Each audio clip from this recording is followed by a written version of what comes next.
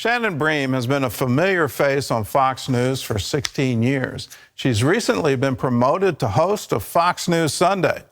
Shannon is also a best-selling author who begins her day reading the Bible and praying. CBN's Jenna Browder talked with her about her faith, her new role at Fox, and her latest book. At this point, she's a household name.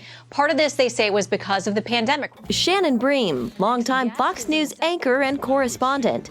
Plus, she loves Jesus. How does faith inform your job here at Fox? For me, it is the number one thing in my life, so I hope that it's imbued in everything that I do. That includes starting her day in the Word. Reading, praying, journaling, I really enjoy as well. So that sets me up for the day. And if I'm in a hurry, if I oversleep, if I hit that snooze too many times and I miss that in the morning, I know it's going to be a more challenging day.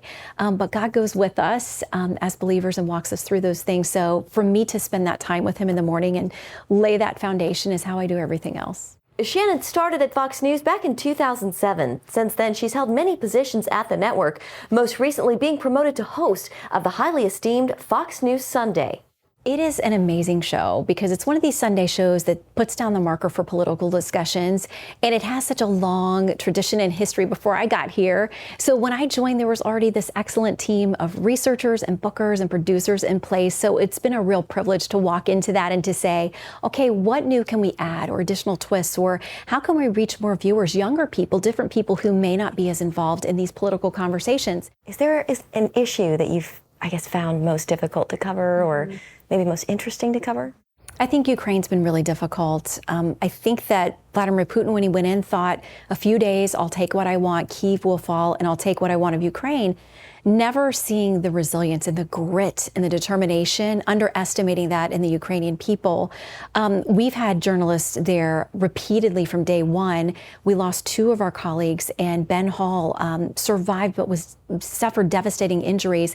He's been such an incredible inspiration to us and reminding us of why it's important that journalists stay on stories like that and stay there to talk about the people who their lives are torn apart. You know, one issue that's really important to our viewers is religious freedom. And it seems like that's just an issue that keeps coming before the Supreme Court. I wonder if you might comment on that. Absolutely does. And I think everybody who's in tune with that issue remembers a few years ago when the baker out of Colorado, Jack Phillips, had his case before the Supreme Court for a cake that he didn't want to do, a custom cake for same-sex wedding, although he said he was happy to serve LGBTQ couples and let them choose from what was in his store.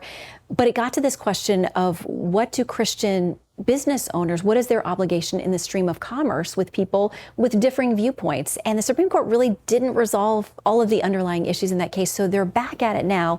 With two big cases, a Pennsylvania postman being forced to work on Sundays, and another involving a Colorado web designer. This is written by Justice Gorsuch, deciding in favor of the coach. As the network's chief legal correspondent, Shannon will be covering them all this spring. When she's not on the air, you can find Shannon writing, Finding the Bright Side, her first book and memoir, followed by bestsellers, The Women of the Bible Speak, The Mothers and Daughters of the Bible Speak, and her newest, The Love Stories of the Bible Speak. I found that in writing the last two books, we focused on women a lot, but there are always men in the stories too. And some of these we thought were really beautiful stories about romance and what God says about marriage.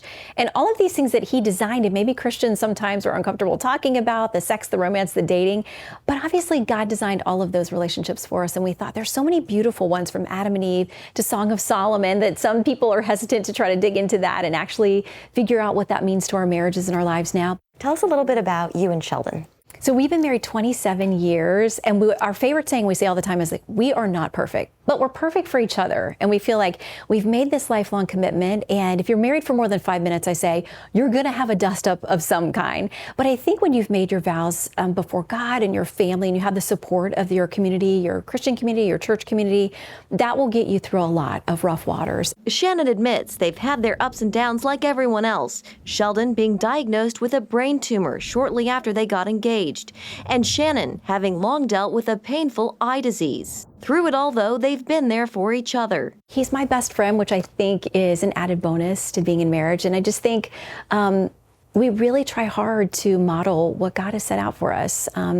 Sheldon to love sacrificially, as Christ loved the church, me to respect him, and really to be each other's number one cheerleaders. In this latest book, Shannon writes about the greatest love of all, God's love for all of us. And yes, loving your neighbor. And remember when Christ was discussing so many times in the New Testament about what are the greatest commandments. Yes, we're to love God with all our heart, soul, mind, and spirit, but also to love your neighbor as yourself. And there aren't exceptions to that. We don't get to pick and choose. You have this new book, new show. I don't know if you're quite thinking about it yet, but what's next for Shannon Oh my goodness, Bream? a nap. No. You know what? I just feel so grateful for every opportunity that's come my way. I'm working on a fiction book. It's something I've never tried before. I really enjoy great fiction. I admire so many of the writers who are out there, like Karen Kingsbury.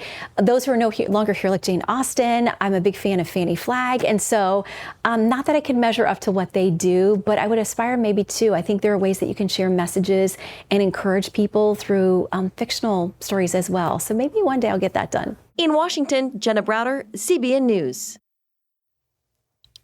Well, that was a wonderful look behind the scenes she's now the Sunday morning anchor for Fox News, and it's wonderful to see her in that position, also as the chief legal correspondent. Shannon Bream's latest book, it's called The Love Stories of the Bible Speak, and you can find it wherever books are sold.